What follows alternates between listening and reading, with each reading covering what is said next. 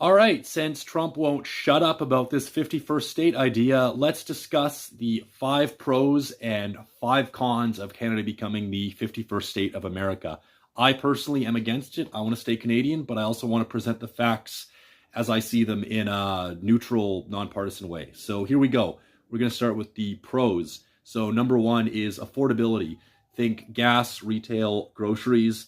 Think if you live in BC, all the Vancouverites that go down to Washington State to gas up. Think of when you buy something on Amazon and coming from America, there's like $30 in shipping costs. Think of the food that goes back and forth. So affordability and lower taxes as well. The tax bracket would go down. So that's number one. Number two, there'd be a more democratic tilt in America for the more progressive minded. Canada's a more liberal, progressive place. So our inclusion as the 51st state would probably tilt things in favor of the Democrats in America and put them in power for a long time to come.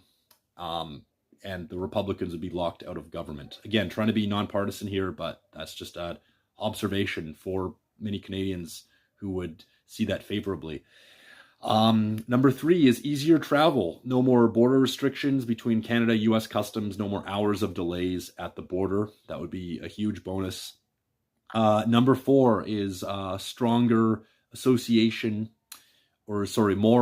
stronger association, but more economic and cultural opportunities. So Canadians are now Americans. They could live down in Hollywood or other cultural bastions like New York, LA, and there'd just be more cross-cultural interaction and opportunities for careers and all the rest.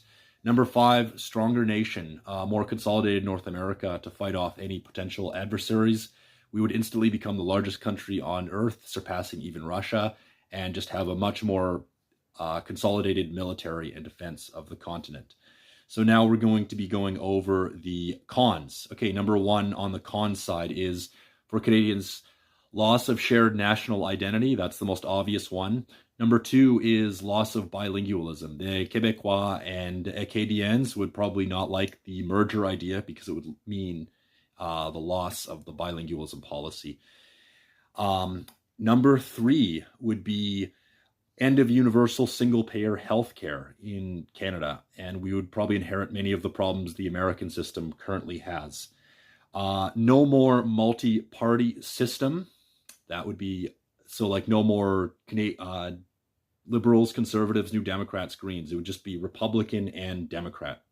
Number four, loss of treaty rights for the First Nations. They would be nullified and have to be renegotiated with the Americans.